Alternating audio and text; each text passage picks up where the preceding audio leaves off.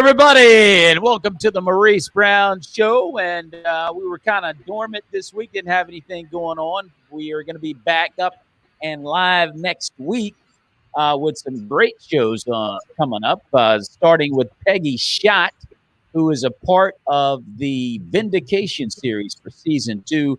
Peggy Schott, there's Peggy right there. She's going to be with us next week at 12 noon. As they're wrapping up season 2 down in Texas. And then at 3 p.m., we're going to have comedian John Nicholas on the Maurice Brown Show. And then on February the 16th, from the movie Sleeper Agent, Gigi Orsillo. She was with Leland Clawson in that film, a comedy about secret agent stuff. And she won an award, Gigi did, for Best Actress, as a matter of fact, in that film. She's going to be on next Tuesday, February 16th at 12 noon, and then followed by Patrick Keane at 3 p.m., a comedian out of California will be on the Maurice Brown Show, and that is all coming your way next week. But right now, we got my main man from the Texas area on the Maurice Brown Show, my good buddy and a great friend of the Maurice Brown Show, Jason Earls, everybody. Hey, what's up, Jason? Oh, what's happening? What it do? What's cracking? Hey, everything's going well, man. You guys getting any snow down there? Bro, no, man. But I tell you what, the Hawk is here for sure. Jack Frost and his cousins, everybody. Man, oh man, I'll tell you, we're about to get some snow. I'm just outside DC, so we're about to get some snow tonight. But when it's all said and done, it's going to be about 6 to 8 inches, something like that. Dude, y'all can have all of that stuff, man. I don't want any parts. I moved to Texas to get away from that stuff, man. So I was about to ask, does it ever happen down there? Yeah, every now and then it doesn't stick. That's the thing. And of course, everything shuts down because people don't know how to drive in this stuff down here. It's pretty amazing. It's not like California where they don't get any snow. Because I don't know if you remember back in 2011 when the Super Bowl was in Dallas. Yeah. Dude, it shut the Super Bowl down because everything was frozen and we didn't know how to handle it. Yeah. Because what do we do? Now, speaking of the Super Bowl, what did you think about this last one? Bruh, I gotta tell you, man. So I was rooting for the Chiefs. Okay. I'm a Redskins fan. I'm gonna try to send you this right quick. Okay. I'm a Redskins fan. Yeah. But man, so I was rooting for the Chiefs because I thought, how's anybody gonna get past not just Holmes, but man, Andy Reid. He's got his first Super Bowl after all these years. Now he's back to back. They gonna kill it. And then the first quarter happened. I was like, oh snap! What in the world? My dog is excited too. Yeah, well, oh man, it's starting to snow in DC already. Let me say this to you. Let me break this thing down to you, Jason. Yeah, I'd love to hear your response. But this is how I saw it. Okay. Number one, Tom Brady's the GOAT. Okay, let me just go ahead and put that out there right now. Facts. Nobody can argue. Nobody can argue with that. Can't argue that. But I gotta say this to you though, and I'm watching the game, and I'm watching the game. I'm gonna break this thing down to you, Jason. I can't wait to hear your response to it. Break it down, when I'm brother. done. But I gotta break this thing down. Now I'm watching it and I'm going, hold on, wait a minute. That wasn't a penalty. Hey, yo, Mr. Referee, sir, why did you throw that flag? Right? Okay, all right, fine, it happened. We allow the guys in the pinstripes, some slip ups from time. I get it. And then another flag flew out of nowhere, mysterious flag, and I went, what was that for? Yeah. And so what I'm saying, a theme is developing here. And I'm like, hold on, guys. Hold on. Wait a minute. I don't like what I'm seeing. Now, that's one thing. Okay, Jason? That's one thing. And Tommy, he did his thing. There's no question. And the one thing that went unnoticed to me was Todd Bowles' excellent call on the defensive side of the ball.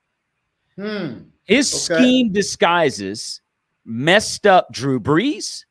It messed up Aaron Rodgers twice.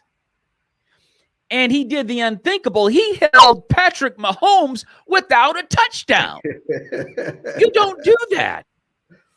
And yet he did. And so I'm not hearing, hey, check this out, Jason.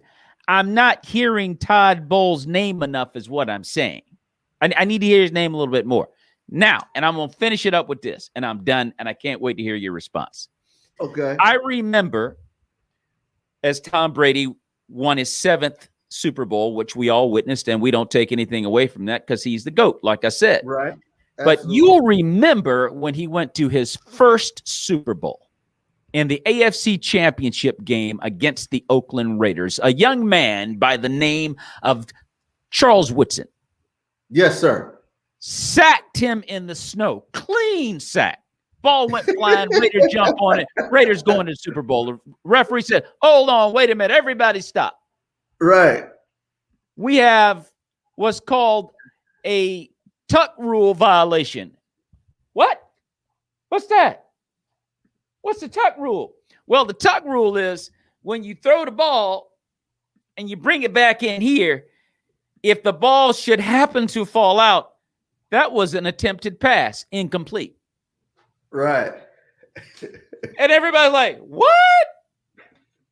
Well, they flipped the pages in the rule book and they found it. Only thing about it is, Jason, no one had ever called it before in the history of pro football. I'm done, Jason. Go ahead and take the floor. Dude, so it's interesting. It's very interesting. Here's what I told my son. Okay. Now, I've got friends who've played in the league. So I never want to necessarily, I am not a conspiracy theorist. Let that be said. Okay. In the political climate going on today, Jason Earls is not a conspiracy theorist. Let me just understand that. Yes, but sir. I told my son, yeah, you got Tom Brady, the greatest of all times. Greatest of all time, no doubt about it. The first home team ever to play, the first team ever to be the home team in the Super Bowl. Tom Brady is good for the game. If I could orchestrate some stuff, I would say we need this guy to be the first guy to win the Super Bowl in his hometown. Yeah. And then first quarter started happening. I'm seeing all these calls like, Now some say that the calls were all the way legit. Okay, I applaud it. I'm just like, it's the storyline is too perfect. It's just too perfect. It's too perfect, man. Having said that, that linebacker for Tampa Bay, I don't think he got his just due. Number 45, I believe is not. I can't call his name, but I know who you're talking about. Played a heck of a game, yeah. Oh my goodness, that dude was all over the place. Yeah. And again, I'm not a conspiracy theorist. Yeah. But I was mad. I was,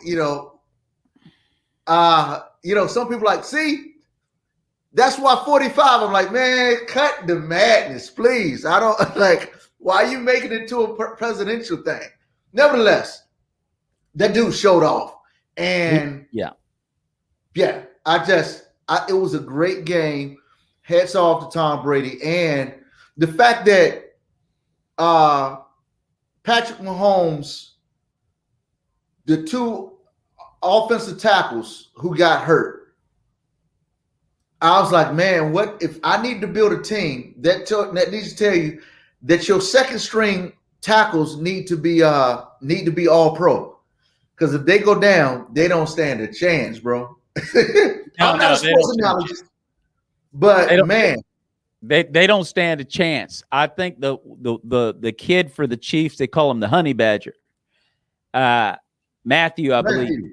Matthew, yep. from LSU. And so what they did, it was an interesting ball game because they threw the flag on him for taunting or unsportsmanlike conduct. And when they rolled the tape back, turned out that Tommy was the one that jumped in his face first. But as the old adage goes, they always catch the second guy. Always. They always catch the second. They never catch the guy that started it. They always catch the guy that did the second. So there were a lot of things in that game that I thought were kind of weird. But at the end of the day, Brady is the GOAT. You know what? I think he's going to do it again next year. Dude, I like you a lot, man, but I don't. No, and see, I don't like saying that, but what I'm seeing in front of me, I'm like, do you realize, Jason, they shut down the best quarterback? They made the best quarterbacks in the NFL look like backups. Yeah. You don't do stuff like that. I wonder how much, since gambling has become legal in America with pro sports. Yeah. Again, I enjoy pro sports. But I'm like, man, how much can we trust the system? Right. That, I'm just like, I don't know. So I'm a football fan, and I hope nobody's ever decides to start, playing players to throw games. I'm not suggesting anybody did, but I'm like, man, it's just too much.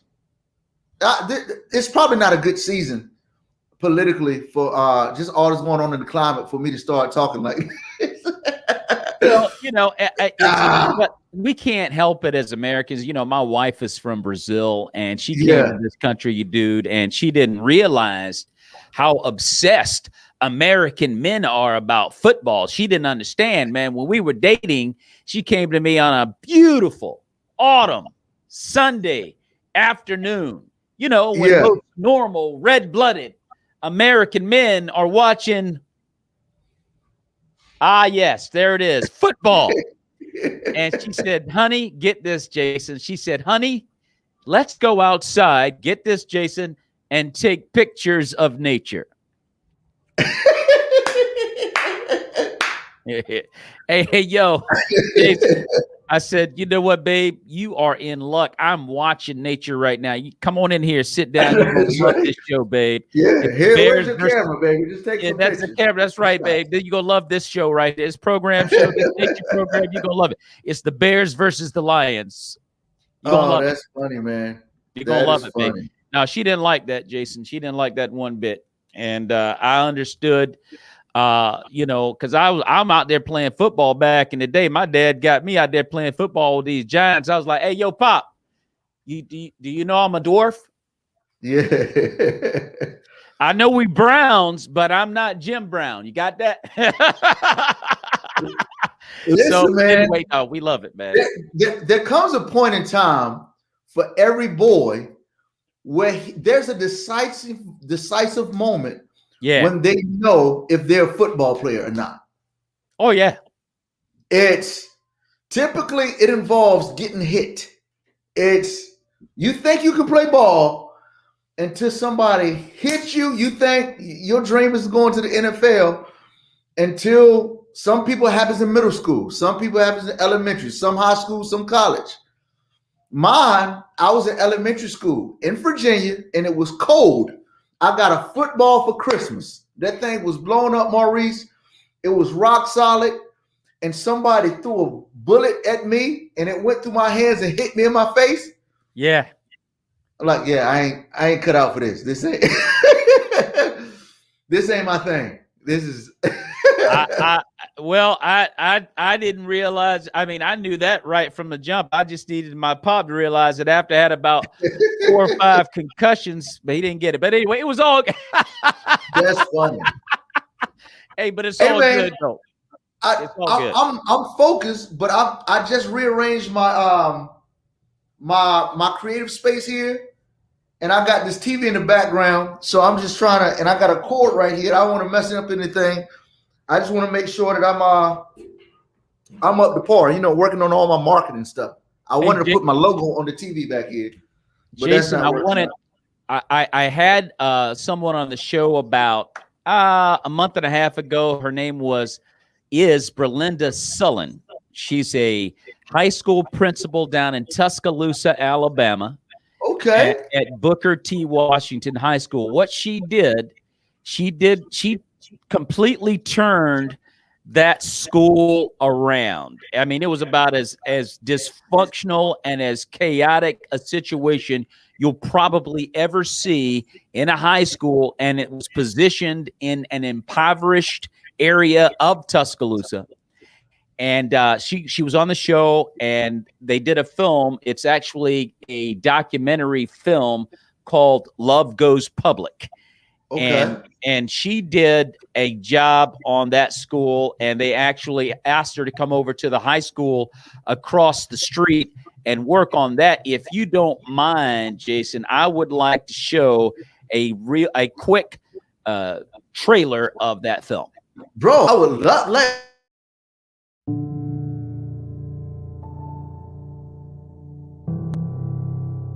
It bothers me when people characterize any kid as a bad kid. Kids aren't born bad. Kids are taught to be bad. The Black Belt of Alabama is primarily all African American citizens, where a large number of them live in poverty. The school became chaotic. It was like a madhouse. Riots were breaking out, kids were fighting. Gang violence, drugs, weapons. You know where people was having sex at. The little dugouts, the hideouts. 12 pregnancies per year, 40% dropout rate. It didn't seem like the kids had any structure. I honestly thought, I can't stay here.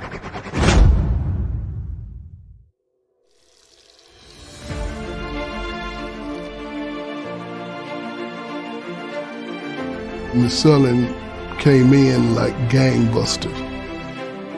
There was a parent yelling, screaming, and she says, if you're ready to fight and do all those things you're saying, come on, I'm ready now. If you are not here for these children, you will not remain here. I said, Lord, what do you want me to do with this? He said, you got to bring me in here. And I did.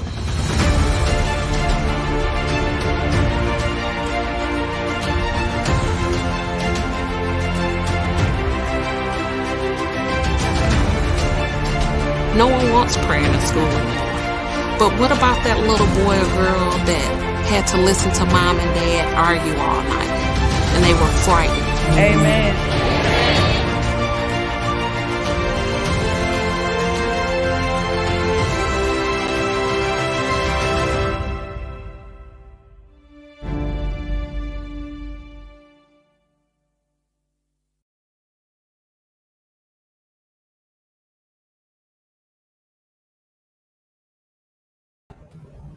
Powerful stuff.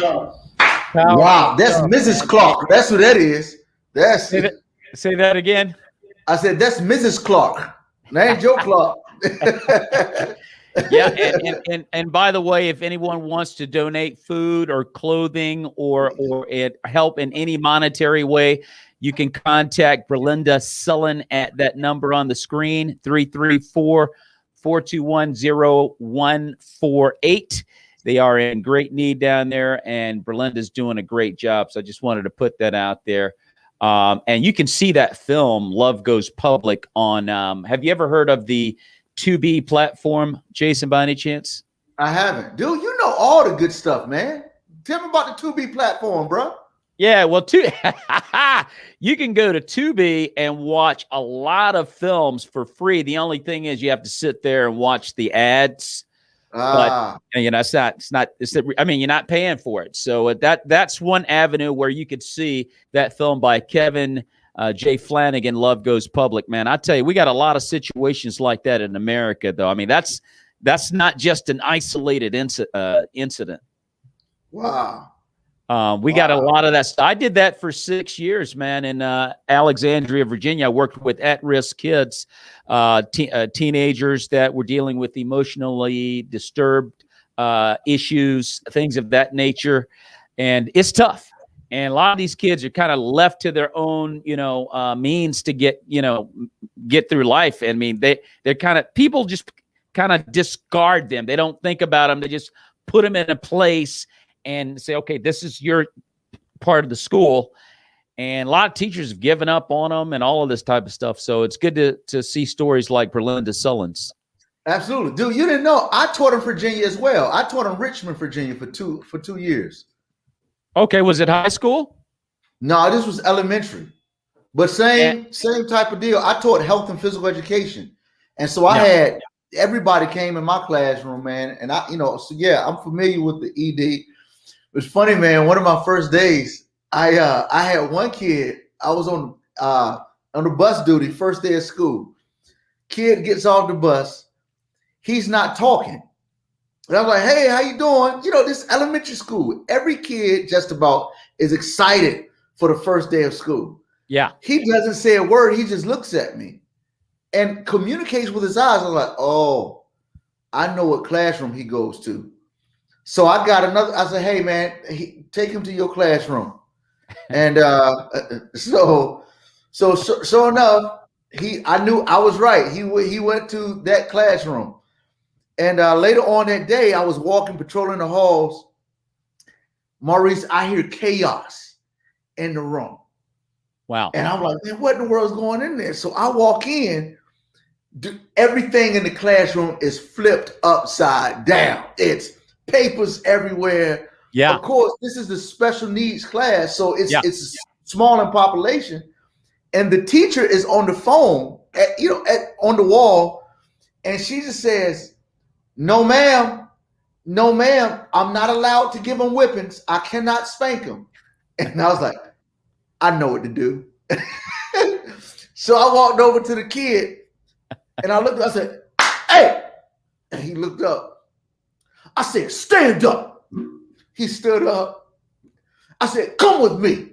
So I walk out, I storm out the classroom, and I get in the hallway, and I looked at him. I said, "You in the classroom acting like you don't got no sense," like a grandma would talk to him. I said, "You come with me right now." And he was like, "Oh no, I'm so sorry. I said, "Oh, you can talk? You can talk? I knew you gonna get it. Come on." And I took him to my classroom, to my office. I got all this PE equipment. Yeah. And I just started throwing the PE equipment everywhere. Because I couldn't put my hands on them. Yeah. And I'm just throwing all my PE equipment, knocking everything off the shelf.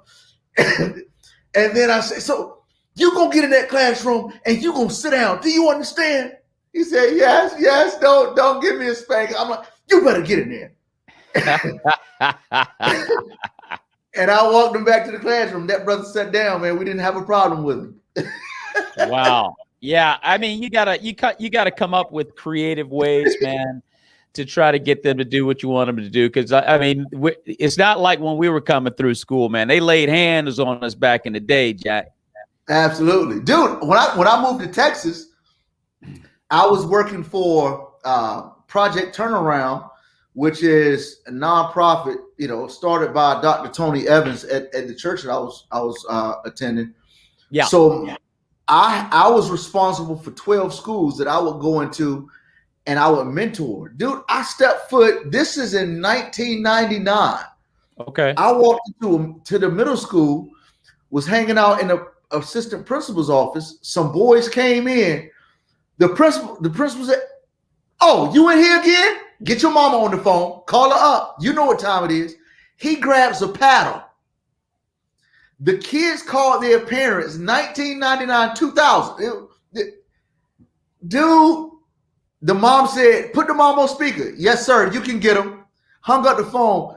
Dude, he paddled 4 teenagers in the office. Oh my gosh. It was the most beautiful scene.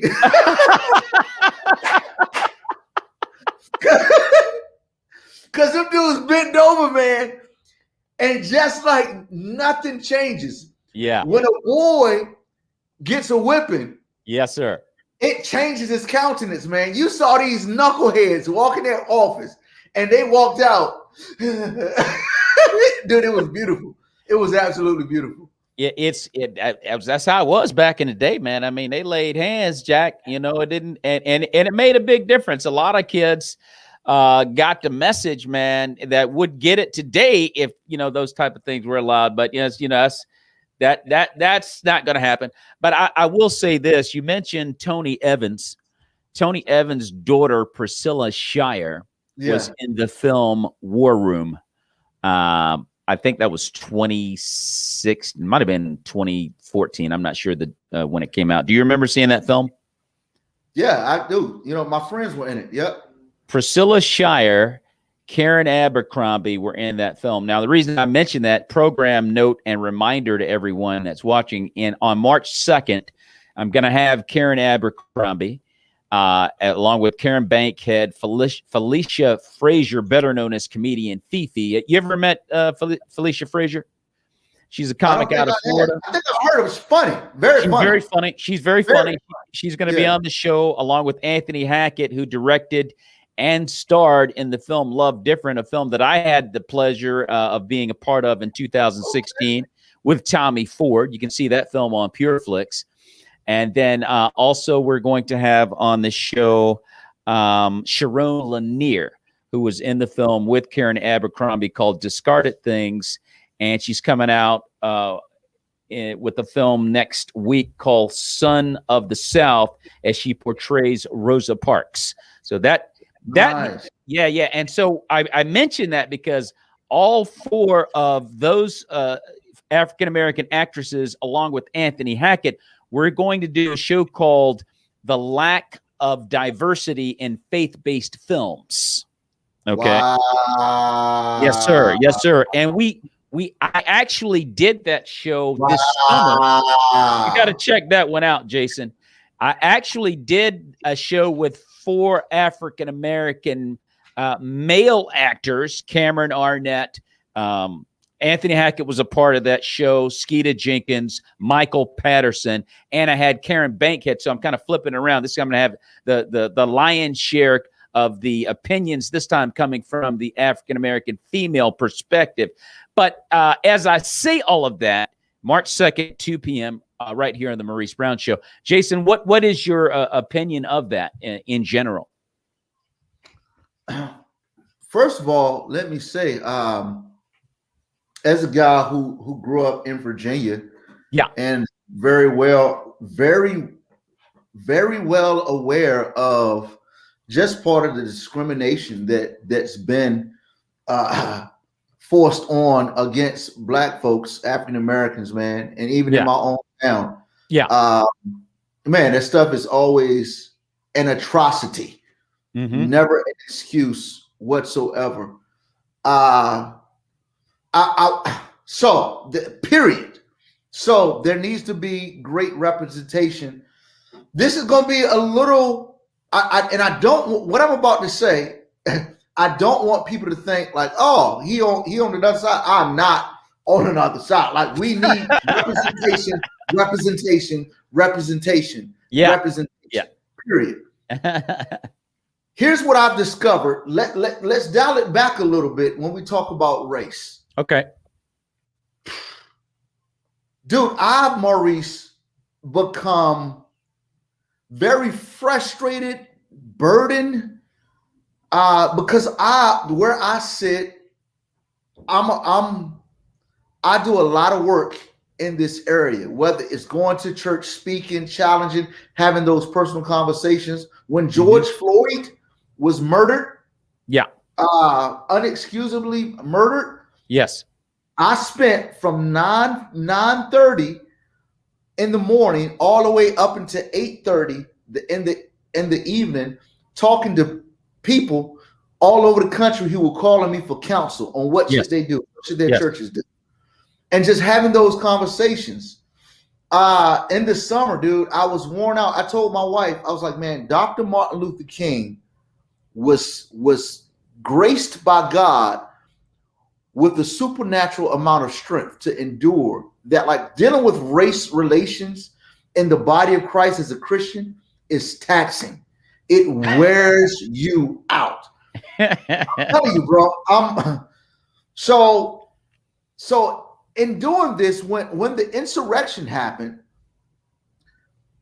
I was fatigued again. Yeah. Because I was having the same conversations that I was having in the summer. Right. I was having with some of the same people. And in the summer, I was saying, y'all need to listen. You need to really stop saying, like, you don't have to be, like, stop insulting me by saying looting is wrong. First of all, I'm sorry to get on this tangent, man. No, it's all good. It's all good. Dude, I was getting like, dude, don't insult me by feeling like you need to tell me that looting is wrong. Yeah. Like, dude, why? Don't even bring. I know looting is wrong, so that's not even an option, like a valid point in our conversation. No, it's not. No. So, and I'm like, dude, you need to listen. You need to listen. So I discovered something when the insurrection happened. I was like, okay, Jason, if you're consistent and not hypocritical, as you were preaching to all these people this summer, they better listen. As you're having these conversations, yeah, and you're making your points, make sure you listen. So I was telling the people that I was talking to in these conversations. In the summer, one of your main points was which is ridiculous, if y'all just complied and honored the police, there would be no issue. Right.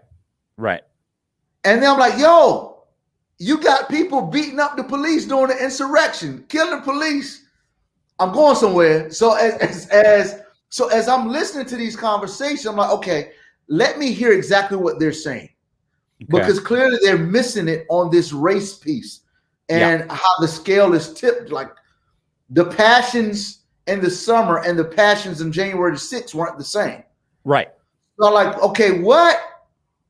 Let me listen to their heart. Let me try to listen to what they're saying. And here's what I realized. In one of the conversations I had, I was like, man, the scale is flipped when it comes to race. Yeah. And he said to me,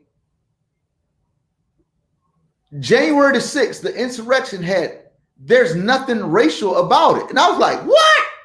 What? I'm sorry. Say that again. He was like, it had nothing to do with race. And I was like, bingo. And as I listened more, I heard something. Uh-oh.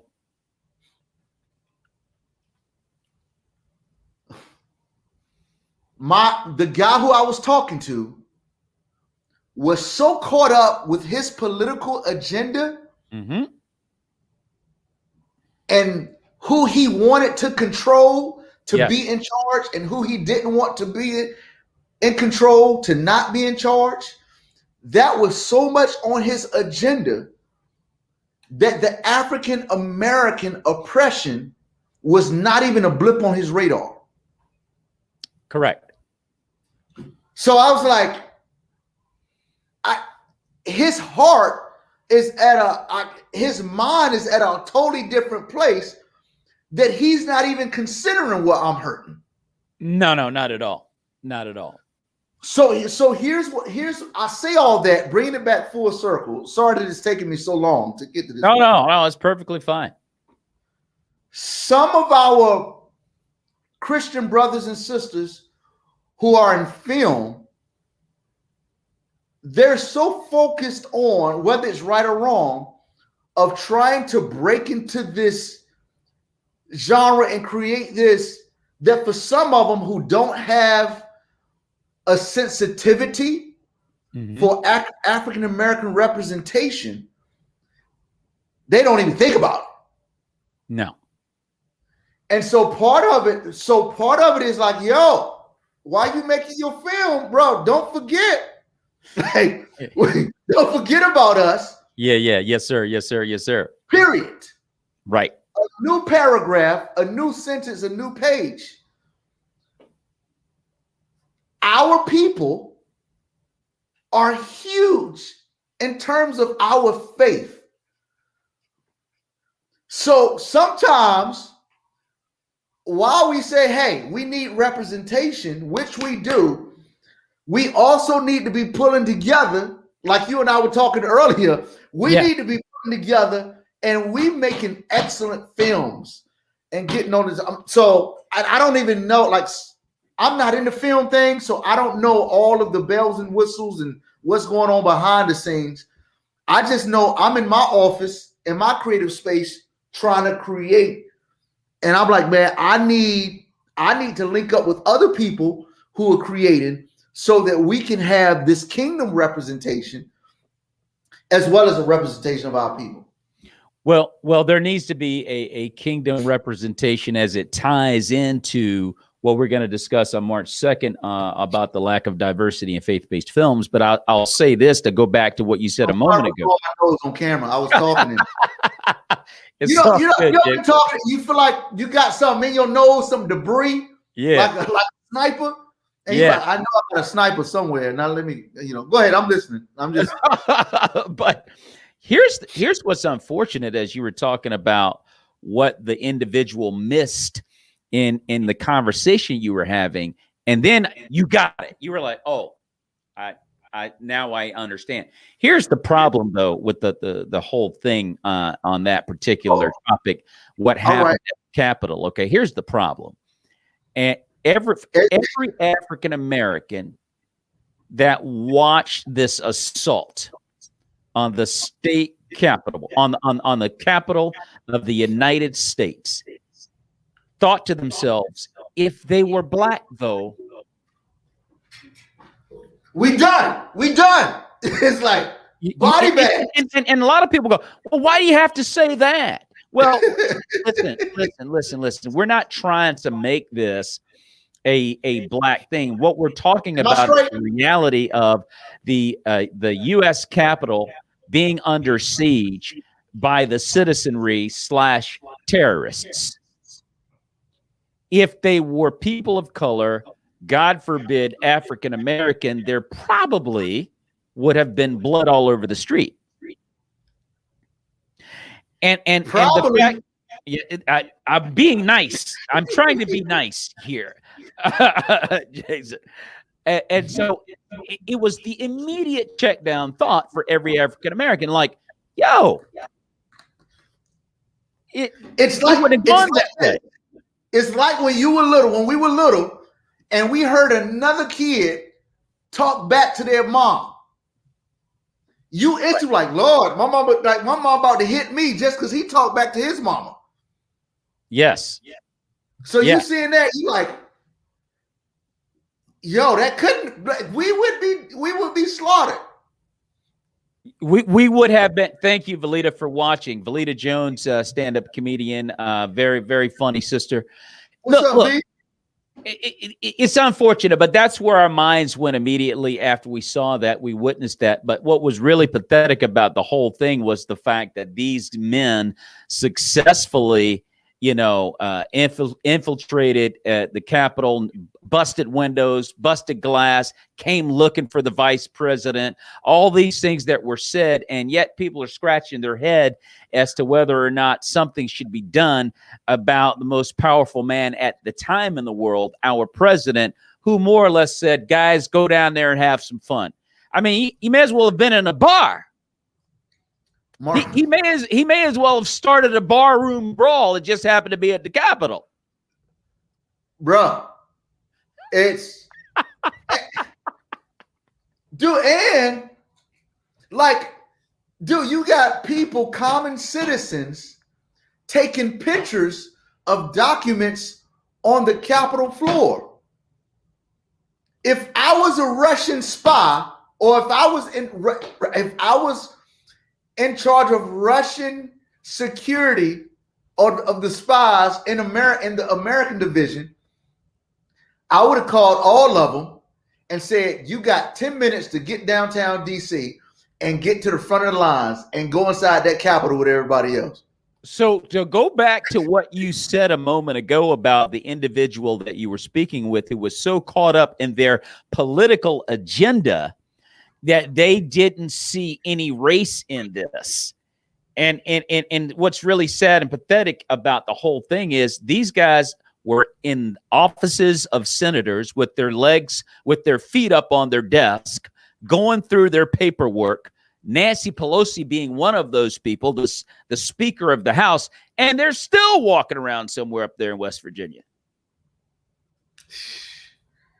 Bro. So I'm just trying to understand, Jason. That's all. It's amazing. So I've never been this political in on a public live. I normally keep my stuff kind of. I mean, but I don't even think it's about like what's right is right. And exactly. That's what it comes down to. You know, it's bad.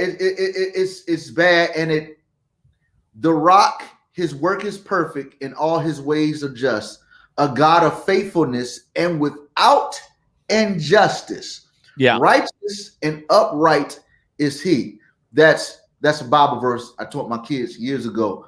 But the reality is, and what bothers us is the imbalance that's all it is. The imbalance is actually injustice, which is not God. Yeah. And that's reality. When we see things like that just aren't balanced, that dishonors our God, because he's a righteous and a God of faithfulness and without injustice. And that's why, to go back to your point, you were able to see color in all of this. It's unfortunate, but you do see it in light of the unfortunate events that unfolded over the summer, i.e. George Floyd, Jacob Blake, Breonna Taylor. I could go on. Over a mistaken identity, over a guy that he was passing a fake $20 bill, and you killed him? Come on, man. The one that all of them are tragic. The one that hits me the hardest is Tamir Rice, man. Okay. I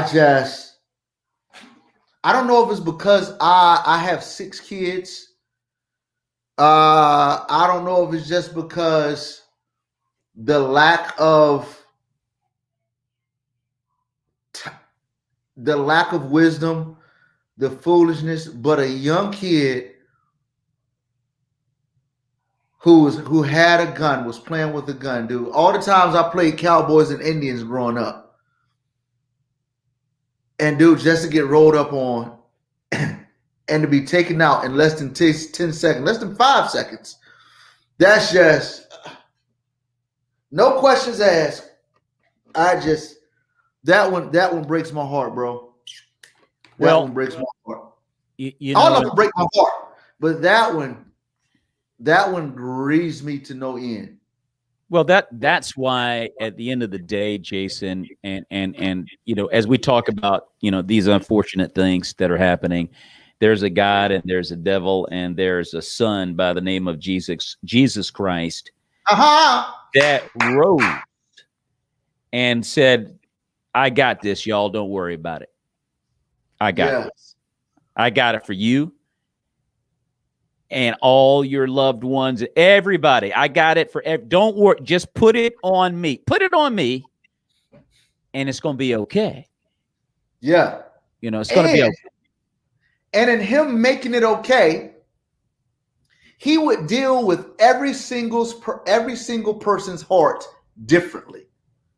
Yes. Like there's and that's the beauty of it. And dude, I don't know.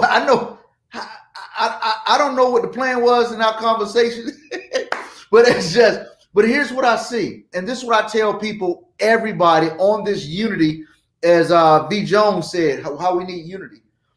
If Jesus lived right now, Jesus would, Timmy Boyle is in the building. What's up, bro? You gotta love Timmy Boyle. He was on the show last week. Very funny guy. Gotta love Timmy. Jesus always dealt with the heart of every person who was talked to, regardless of what side they fell on the conflict. Yes. Jesus was not gonna stand on the black side, on the white side. No. He was gonna stand No. on the kingdom of God and how the kingdom of God is affected in the person's heart who's on the black side, and how the kingdom of God is affected on the person who's on the white side, their heart. And we got to consistently lay our heart before the Lord and say, God, work on me in the midst of all this foolishness. Make my heart, like you said, all right. Make it right in your sight. And that's how you, Jason, effectively dispel all of this anger, disenchantment, and confusion by every party involved, pro or con. Yes, pro sir. or con.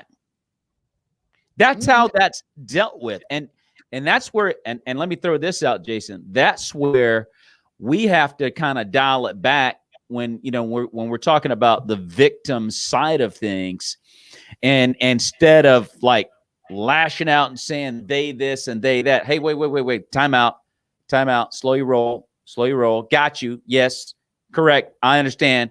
However, there's a man named Jesus Christ that's taking care of all of that. Let him do what he does. Let him go to work, and you just make sure you're in a loving place, regardless. Let him handle all of that. So, and that's something that I like. Well, I'm not going to go too deep with it, but that's something we have to remember. That I thank you, June. Yeah, let God work, June. What's up, sis? But yeah, it's all in the hands of Christ, man. We want to get mad a lot of times, justifiably. I get it, but dial it back. Hey, dial it back. Let Christ be in control. Let him be in control. But sometimes we want systems change, bro. Yeah, we do. We can go on and on about this stuff. Let him. You got it. You right, bro. And so, getting back to what you said a moment ago, Jason, you said, My bad. Hey, Jason, I'm sorry, you said, man. Oh, it's all good, brother. Because you said, okay, where are we going with this? Well, here it is. We're talking about the show I'm going to have on March 2nd with Karen Abercrombie and Karen Bankhead, Felicia Frazier, and Anthony Hackett, and Sharon Lanier on the lack of diversity in faith-based films, which is a real subject and topic that does need to be addressed. Yes. And really, it's just something that needs to be made more aware, and it's a discussion that can take place. A healthy discussion can take place on that subject, and that's what it's all about. It's not about pointing fingers and stabbing and or anything like that. It's all meant to be about a discussion that could maybe solve or address some of those obvious issues. I think a lot of our brethren, a lot of our white brethren, don't even realize that they're missing the African-American community or the people of color community in certain aspects of their filmmaking. I don't think it's intentional. Right. I don't think that's something that they're just conscientiously going out and premeditating to do. I just think that it's just being missed. So sometimes when you bring these things up and you have a healthy discussion, you can get somewhere. So, and we did do that, like I said, during the summer with Cameron Arnett. Now, as I say that, and Jason, I want to get to some of the things you're working on, but as I say that, I want to remind everybody next week. By the way, Jason, have you ever seen the Pure Flix crime series Vindication? No, dude. It's funny. I haven't even seen my own comedy special that's on Pure Flix. Well, okay, as you say that, I got Peggy Schott coming up next Monday, February the 15th at 12 noon. She is a regular on that series called Vindication. You can see it on Pure Flix. They did season 1 last year, a great run they had, and they're halfway through season 2. Listen, first of all, Jason, I highly advise you, if you ever get some time, watch your comedy special. And then,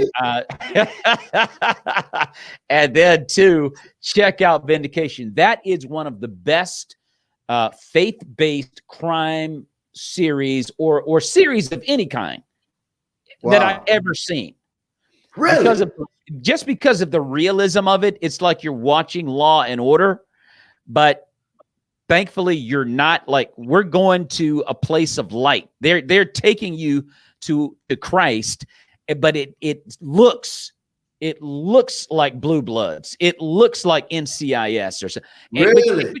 Yeah, I mean, dude, they're tackling real issues. I Wow. think if anybody should be tackling real life issues, it should be Christians. But we back up. We go, we should be talking about that, or we shouldn't bring that up, or that's a little bit too sketchy. Well, life is sketchy, and only, you know what I mean. So how are we going to pull people out of those dark places into the light if we in entertainment collectively decide, that's a little bit too much. We don't need to talk about that. Well, bro, I would love to do a movie on my real life story of this dude who grew up in the church, but when he got into high school and college, he was smoking weed, doing a lot of cussing and all this stuff. And for it to be legit, like for some cuss words to be said and all that stuff, and then have me actually come to Christ the way that I did, return back home, and then cut all the profanity out. I don't know if everybody's ready for that stuff. Like, if I was to depict a movie of real life Jason Earls when he was 17, 18, and 19, would people really watch it? I don't know if you. I always wonder that, and I've never said this publicly. You bring out stuff, Maurice, the Maurice Brown Show, always bringing what's inside out. Well, listen, and Timmy, Timmy, I'm all for you bringing diversity to the next special, hooking up with Jason Earls. Good stuff, Timmy. Actually, I was brought on the show that it was recorded, Timmy. I was brought on for diversity.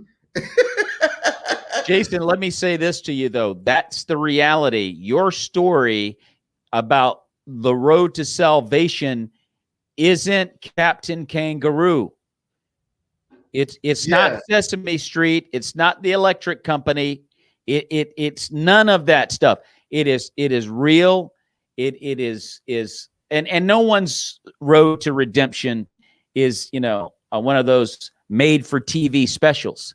This thing is, so the bottom line is we have to be willing to be truthful about what we've all heard curse words. We've seen enough sin to know what it is when we see it. So it's not going to kill you if a cuss word gets out. It's not going to kill you if you show something that's maybe a little dicey. That's not going to hurt you. That stuff you watched last night was worse than that.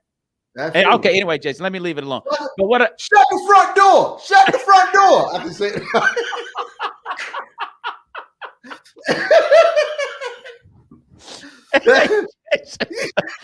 No, listen, dude, we have to be real. That's all. And that's what that show does. Vindication is a show like that. I highly advise you, if you ever get some time, to check it out. Please check it out. This is one reason why I love June. You see what June just said? Yeah.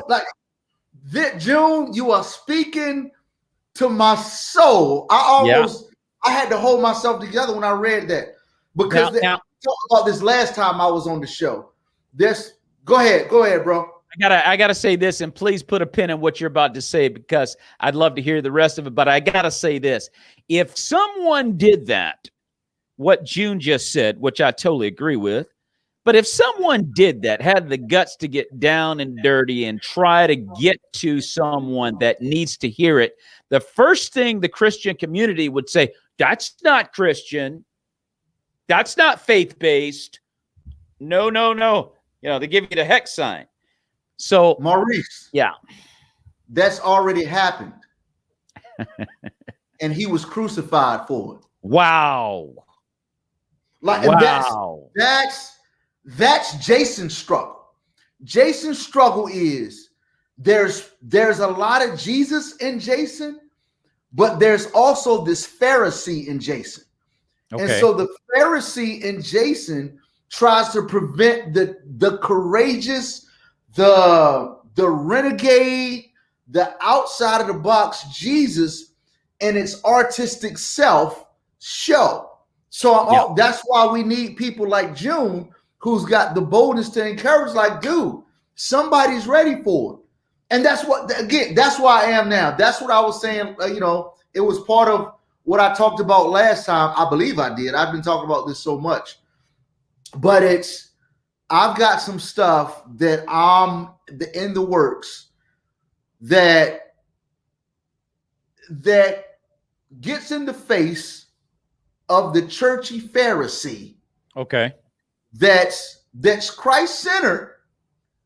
And but I talk about in my upcoming comedy special that's coming out. It's called 7 Jokes I Couldn't Tell at Church. I don't know if I talked about this last time. You touched on it, and you gave us a little sneak preview of one of them, I believe. So I can't wait. When is this special due out, Jason? Dude, it's COVID. Who knows when it's coming out? Yeah. I got this one project that I'm finishing up now. I got this ebook that I've written that's the focus right now.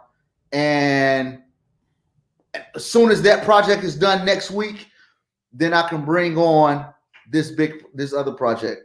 Okay. This, like, wrapping up that 7 Jokes I Couldn't Tell at Church. Okay. Sounds good. Sounds good. I want to remind everybody also next Monday at 3 p.m., February the 15th, we're going to have Jonathan Nicholas on the show. He's a comedian. Have you ever had the pleasure of meeting Jonathan Nicholas? In fact, no, he just followed me on Instagram, and I believe I followed him back. And one thing that I saw, I didn't see any comedy that he does, but I saw the dude has a really good heart for God, man. He does. He does. That was abundantly clear. That dude cares about God. God is God's kingdom and God's people, and the lost people as well. Absolutely. Good man. He's got a great heart for God, as you accurately stated. But I'm really interested, though, man, in seeing this special. I think that as comedians, we offend sometimes with our humor, or the way we look at comedy, and it can be controversial. But I think it's all in an effort to tell the truth. I don't think you'll ever find any of us and what we do as representatives of the kingdom that's trying to go out and give it a bad name or misrepresent, if you will. The humor's coming from a good place. It's coming from something we've experienced and we've been freed from partly. We're observing the humor of darkness, because there's a lot of comedy in darkness when you know where the light is. There's a lot of comedy in darkness, dude. Absolutely. God brought us into the light through Christ. So if we could kind of like get over ourselves, because that's what we need to do, Jason. We just need to get over. I'm telling you, watch. I will be crucified. Yes, I'm telling you now, dude. I will. I want so bad to tell you one of the jokes, but I'm using that as motivation to hurry up and get it out so you can see it. Oh, hey, man, by all means. I mean, I am going to definitely be in line to watch that. I can't wait till you put that one together. Also, it's almost done. I might give you I might send you a private link so you can view it yourself.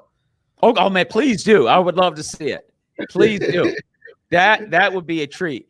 And then next week on the 16th of February, we've got Gigi Orsillo, who's from the movie Sleeper Agent with Leland Clawson. You ever see that film? Listen, Leland Clawson is the man. Do you hear me? Yeah. Oh my good. His wife actually has a podcast called The Comedian's Wife. Man, listen. Go listen to that podcast. Follow Leland, watch all his. I'm telling you, just as good as gold. You see Leland. When I think of Leland, I think of Abel, a dude who's giving God his best sacrifice. Yes, and that's what you get when you watch a Leland Clawson film, and that's what you're gonna get when Gigi's on the deal next week. Man, listen.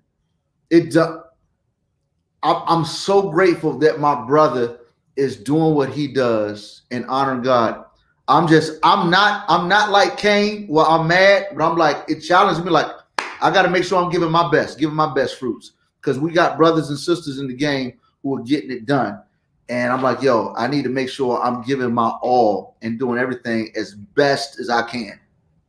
Well, and that's the main thing. I mean, Leland is a really, really good guy. I mean, I love him. And the movie Sleeper Agent is hilarious. Yeah, as of course, Gigi is in that. She's the love interest in the film.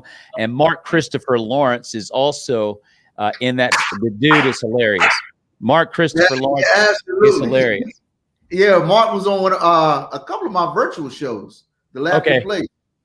Yeah, that guy, hilarious dude.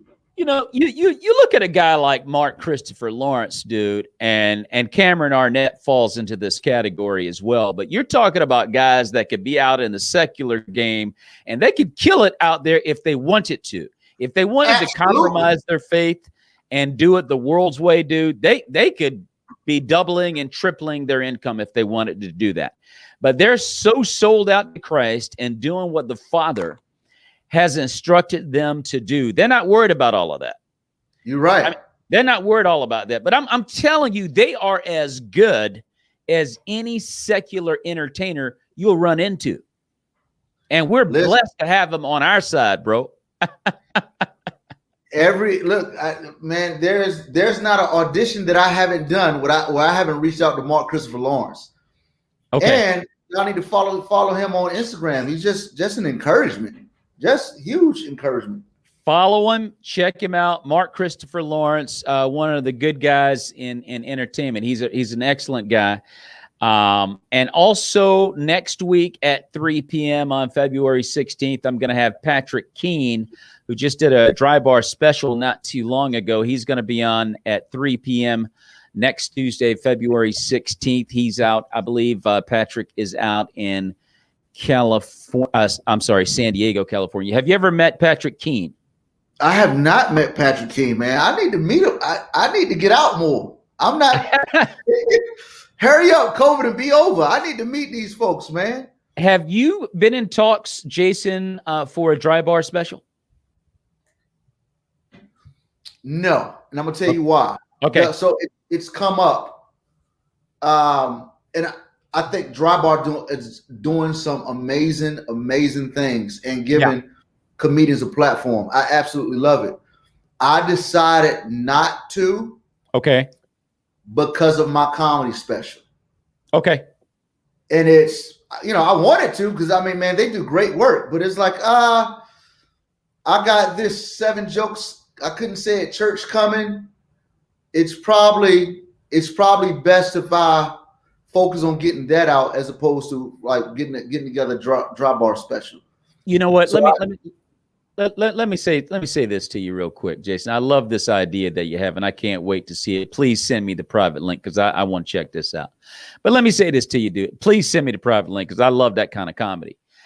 When you say Dry Bar, it's kind of funny, dude, because if you did the 7 jokes I couldn't tell at church, they wouldn't let you do that at Dry Bar anyway. Right. You see what I'm saying? And the reason I say that, Jason, is because and I love the folks over at Dry Bar. Great people. I've heard nothing but great things about the way they treat the comedians, the way the audience responds to they come ready to laugh, and they're providing a wholesome atmosphere. I had Corey Rodriguez on last week, and he was telling a joke about his girlfriend, and he happened to be at her house, and he said he went upstairs and some lady in the audience screamed out, "He means his wife." So what I'm saying, hey, but what I'm saying, Jason, is that the 7 jokes that I couldn't tell in church, it probably would not go well at Dry Bar. And I think, Jason, that we got to find somewhere, and Bone Hampton has alluded to this as I talked with him over the summer during one of my shows. We have got to find, as representatives of the kingdom of Christ, we have got to find, Jason, some happy medium here, my friend, where we can be real and laugh our heads off. Because it's called Wiley Comedy Night. It's called what? Wiley Comedy Night. Wiley Comedy Night. Yes, it's held in Wiley, Texas. Okay. And it's a room that's actually at a church. Okay. And it's actually where I filmed my special. Okay. And it's the room that I created. And Bone has headlined there. Okay. And I created this room, and you got to be 17 and up to buy a ticket. That's what he was talking about. Okay. Yes. Yes. You got to be 17 and up to buy a ticket. Yes. And you come in, and I start off saying, tonight we having some national talent here. It's, I've been on Focus on the Family. I've done Family Life Today. I've done one of the largest, a few of the largest churches in the country, in America. Yeah. I've done those. And I'm just at this point where I believe that there are things that some comedians want to say that's God honoring, but yet not family friendly. Right. And so there's certain things that you just don't talk about when kids are around. I doubt if Noah's daughters getting him drunk and having sex with him is children's church lesson. No, that's not children's church. But that stuff is still in the Bible. It's still in there. As they say, when the Italianos are cooking, they say it's in there. Bro, it's in there. I said no, my bad. It's when the Bible says, let her breast satisfy you at all times. You're not doing that for the 7th grade boys in church. No, that's not for the 7th graders. That stuff still needs to be talked about. When so this is a room where we talk about those things, right, that have adult themes. So if I want to say something about some STDs, I'm gonna say that stuff at Wiley Comedy Night. And if you buy a ticket, that this stuff, we're gonna say this stuff, and we're asking you not to tweet, not to record, not to Facebook Live or talk about this stuff on social media platforms, because this is a safe place for comedians to come and try this material. Wiley Comedy Night. That's it right there. Thank you very much for clearing that part up, because I think people need to know about it. And I listen, there needs to be a place, particularly for example, I'll say Christian men and women singles, okay, who are trying to walk this faith out. Right. And you're telling jokes, you're talking about, because it's funny, the ups and downs, the struggles, the difficulties, all those things that we go through on this path. There's a lot of comedy on this road. Right. There's a lot of humor on the road. So now there should be a safe place, as you accurately stated, where you can go and kind of relax a little bit and let your hair down. If you have any left, you got plenty. All mine's gone, but you know what I mean. And you know what I mean, Jason, and just have a good time, man, and relax. Let some steam off, man. It's not that big of a deal. You're not going to go to hell for making jokes about reality and life. As a matter of fact, the Lord's right there laughing with you. So I love it. Here's the thing, Mo. Yeah. We even do it in church. The pastor will preach a sermon and say, hey, children's church is open today. We're going to talk about some stuff. And the kids go to children's church, and he's going to say this stuff, and nothing's wrong. Nicole Miller, look at what Nicole Miller's saying. She ain't saying nothing. But we got to be able to talk about this stuff. And I say this all the time. Comedians who do comedy primarily for a Christian audience, we would never see one rise to the top of the A-list of comedians, because the Christian audience church does not welcome authenticity like all of the A-list comedians do. Right. Like Dave Chappelle not filtering himself. No. Chris Rock's not filtering himself. Not in any way, shape, form, or fashion. So why do we have to filter ourselves? Because like June says, everybody's not ready. And we bend too much to the audience who's not ready. Dude, I've been preaching this for a while, and I'm actually tired of talking. I'm just ready to launch out my stuff. That's why I can't wait. And I honestly would love to see more of that type of humor from comedians. And sometimes you want to get away from the moniker, hey, I'm a Christian comedian, or I'm a clean comedian. Just be a comic. Show up, make people laugh, and preach. So you can preach in your comedy. Hey, comedian Mike Goodwin came to Wiley Comedy Night. Maurice. Dude, murdered. He's hilarious. Mike Goodwin's hilarious. So he came to Wiley Comedy Night. We got in the car, and I looked at him. I was like, we just saw Kobe hit 80 points tonight. And he actually, we recorded. He actually has his out right now on audio. So if you go to MikeGoodwin.com, I think I'm plugging my boy stuff. But you can hear some of the stuff, because he was telling some jokes. He's like, dude, I've been holding that one for a while. I had never been able to put that on stage. So he did some of the stuff. Now when I got on stage, and the one that Bone headlined, Bone was like, man, normally I got to do the cleanup in the clubs. Yeah. He said, I never thought I had to do the cleanup in the church. Oh, man. So man, I'll send you the link, by the way. I just emailed it while we were sitting here. Oh, okay. Awesome. I mentioned that in 2016, I had a chance to do this film right here, Love Different. You can see it on Pure Flix with Anthony Hackett and Jen Gotson Chandler. I was also in that film, and he wasn't pictured there, but Tommy Ford. I had a chance to do this film with him. Man, let me tell you something. Tommy Ford, what you see is what you get. Tommy Ford is the guy is constantly in entertainment mode. He's constantly in it. Unfortunately, Tommy passed in 2016, later that year of 2016 at 53. But he was a funny guy, and the thing about it is he was a good man, and he didn't hold. How should I put this? He was a guy that just lived life, and he said a lot of things that were absolutely hilarious.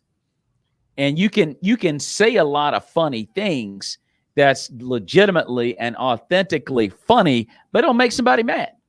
Right. And that's in the church. Now, you take that same church member and you took them down to the tavern, they're left a head off. Same one. Absolutely. And so, dude, I remember one time I did when I was first starting to do some of this material. Yeah. I did a show I was actually at a camp, and they asked me to do some stuff for the counselors. So all these are college students, and I thought college students, this is the perfect crowd to try this out on. Bro, I did this, and there's one, and the joke that I say something, I talk about breast. Mm-hmm. And dude, I didn't get much, dude. Those college students they were so uptight. And I was like, this is a camp. Y'all having fun. Y'all heard me communicate. Y'all heard me preach. Now I'm telling these jokes. And it's not vulgar. It's just real. Yeah. And I was like, why didn't they laugh? And an old lady who was there, she pulled me aside and she said, baby, come here. She said, let me tell you something. That was really funny. It was really funny. A lot of them didn't laugh because they be doing what you say. Ah. I was like, you think? So I'm telling you, I know it. She was like, you think that you failed. No, this stuff works. They just uncomfortable because you calling them out on what they do. That's how they take it. That's 100% correct. You came right down Main Street. Bro, but Maurice, I don't even think about that sometimes. Yeah. Anyway, I know this not we promoting all this stuff that you got going on. So I'm sorry, I don't mean to get on that. I'm sorry, I'm taking you down. Oh, no. I mean, listen, Jason, it's called the craft of comedy. You know, we are comedians, and these are things that we deal with, and there has to be an improvement within. Let me just say this, dude, and I don't want to get on a soapbox, but I got to say this. What needs to happen in church is for the masks to come off. Yeah. Because the world's not hearing us in America. Okay, Well, I don't know. I can't speak for the rest of the world. You know why I can't speak for the rest of the world? Because those people are literally being incarcerated and executed for their faith. Right. That's not happening here. Right. See, they don't have time to get uptight. They're trying to live for Christ. They're not getting upset over petty and trivial things, dude. They're living it out. We're over here faking and masking, not doing the work, and then get mad about the little things that don't mean a hill of beans, don't amount to a hill of beans. And it's like, hey, there are people out there. I love what June Von Colson said. There are people out here that need to hear this. And so, you know, the ones that are waiting to hear from the church, man, they done chucked the deuce up a long time ago. I'm not trying to hear them. Yeah, and I think this is important for all the comedians out there and for you and I. I think this is very important to understand from what's up, Lauren May? This is important to understand. Here, like, let's look at it. Let's look at it Bible and then dial it back to business. There people in heaven, there will be people from every tribe, tongue, and nation. There's certain tribes that view things that we might view as right as inappropriate. That might not be the tribe or the mission field that your comedy is supposed to go to, but it's knowing your audience. So if there's a church, here's the thing. Some people think certain things are offensive. If eating meat is offensive to your brother, then just don't eat meat when they're around. So it's like some people don't like these things because they feel like they're protecting the sanctity of the church. Like, okay, I get that. So you go ahead and protect it, but maybe you're just not part of the Jason Earls fan base. What we don't want to do, and what I've neglected to do, is really to define my fan base or my audience from a business sense. So I'm not getting the business success that I want because business 101 define your audience. Yes. And so now I'm at the place where I have to restructure, and I built the audience that's really not my authentic audience, and I just got to go through that new business structure. And you know, that's what I'm going through on many different levels right now. Yeah. But I think change is coming. I mean, we're on this virtual platform right now, and whenever we get back to normal, we're going to take this with us. This isn't going anywhere. You know, God's using the virtual platform to do some different things, and I'm excited about it. And I think that maybe the change will come because church people are funny. I have a friend by the name of Christopher Sean Shaw. He's a director. Yes. And he has a film with Thor Ramsey coming out very soon called Church People. Yes. And so I can't wait until that one comes out, but it's probably going to be dealing with a lot of issues that we're speaking on. Laura May says we're to work out our own salvation with fear and trembling and give others the grace and space to do that as well, praying we all seek Jesus to set those boundaries. Absolutely. Very well said, Laura. Very well said. Yeah, and it's like, so we need to have grace on those who aren't ready to go where we're going to push the envelope, but we also need the grace to go and push the envelope where we define, and that's it. Yeah, Laura said it better than I did, but that's it, man. Now, how about this one? Hey, one day, and when somebody said, "Man, you know you crossed the line on that," when I was like, "Who drew that line? Like, who said that? Is that a line that Jesus drew that we shouldn't cross, or that's something that you drew?" You know, there are guys right now that are sitting somewhere in a mafioso gathering that's wondering whether or not he wants to receive Christ. Right now. They're talking about knocking somebody off or what have you, and that one dude in that group is thinking about, you know, I need Christ in my life. And it's happening. It's literally going on. And there's a story that can be told in the midst of that, but we're so holier than thou, we don't even want to think about that. Absolutely. Don't even want to think about it. Absolutely. You know? And I love what June Vaughn Colson said. There's somebody out there that needs to hear it. And you know what, Jason, I love your idea of the 7 jokes. First of all, it takes a lot of guts to do the special that you're about to do, but God's going to bless you for it. But it takes a lot of guts to just come out and just talk about it and say, well, this is what it is. You know, love it or hate it, this is what it is. Yeah. You know, but you're going to get a lot of fans to respect you for doing that. But at the end of the day, it's like more and more people like you are going to start coming out. I'm talking about brothers in Christ and sisters in Christ are going to start coming out of the woodworks and being authentic. It's coming. Absolutely. Hey, I got to do something authentic right here. What? This is super authentic. Okay. Hey, can somebody go pick up Andrew from school? Oh, okay. I was supposed to. I got caught up in this interview at this time, which on the show, and didn't make sure my son was getting picked up from school. So the kids are going. They're back in the schoolhouses in Texas. Bro, Texas don't mess around. So we got my middle school son goes to school every day. One of my high school kids goes to school every other day. Okay. All of this stuff is optional. And I have another kid who just elected to do all in-house at home. Oh, wow. Okay. Yeah. So you have the option here in our city. Yeah, they're back. And you can go back or you can just stay at home.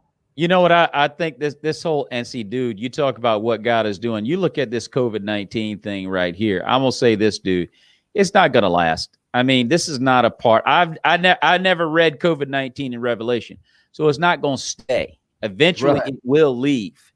It will leave, Jason. It's not in Revelation 1, 2, all the way to 22. I never saw it. But I'm going to say this. One thing I will tell you is funny when you look at how we're kind of operating now under the present circumstances. Laura May says, you know, there's all kinds of authentic for us and our tribes. All right, Laura May. I love it. I love it. And then Jason, this is okay. I need to make a short link. I'm gonna do a short link for that. I actually made a link. One of my jokes is up there. Is on the internet, man. I took a clip from a preview of the 7 jokes I couldn't tell at church. Yeah. And I actually I made a clip out of it. And I'll do a short link for everybody that makes sense, because that looks like some spam, but it's not. But you know, Jason, I was gonna say, this COVID-19 thing, dude, is so weird. Like I said, it's not a revelation. I look at a football game, for example, and I'm watching these dudes sweat on each other, bleed on each other, spit on each other, and then go to the sideline and put a mask on. I'm a little bit lost with that. Dude, my daughter's basketball team. my daughter's basketball team, they make them wear masks. If they're sitting on the bench, they make them sit socially distanced but then they can be in the huddle with no mask on. Yeah. Yeah, they can do that. And then you can go out on the floor and deliver a charge. I'm like, what are we really doing out here for real? You know, and I'm going to be honest with you. If you're going to play the game, if you're going to play the Super Bowl, the NCAA championship, yada, yada, yada, hey, I'm a sports fan. I'm going to watch it. But the reality is, if this thing is as bad as you're saying it is, what are we really doing? You know, there's no uniformity to how we're addressing the problem, but it's kind of funny to me. But yeah, man, like I said, if you're going to have the NBA finals, I'll watch. Oh, LeBron was like, why are we playing the All-Star game? But he's going to play. And guess what? If he's playing, guess what, Jason? I'm watching. I'm going to watch. Absolutely. You know, but there it is. Okay, this is the one here. Yeah. There you go, everybody. So check out Jason Earls at this link, and you can hear some pretty good stuff. And everybody, by the way, Jason Earls, as we're Laura May says you're asking questions now. So what we're going to do is, you know, we got coming up next week some great shows, but we got Jason Earls, who's with the Christian Comedy Association. He's got a special, ladies and gentlemen, coming out called The 7 Jokes That I Couldn't Tell in Church. Don't have a date on that yet, but be on the lookout for it. Very funny. You can expect it to be absolutely 100% hilarious. And where can fans follow you on social media, Jason? At Jason Earls. Just at Jason Earls. That's Twitter, Instagram, and also on Facebook is Jason Earls Comedy. And I also have some gifts or GIFs, if you want to call it that. So if you just kind of search on Facebook or Instagram, or if you use Giphy.com, tenor, you can just type in Jason Earls Comedy or Jason Earls, and some of my gifts. I'm excited. I'm at up to 49 million views on those. So it's pretty awesome. Whoa. Yeah, I would say that's pretty awesome, Jason. That's the only thing I ever had a million of.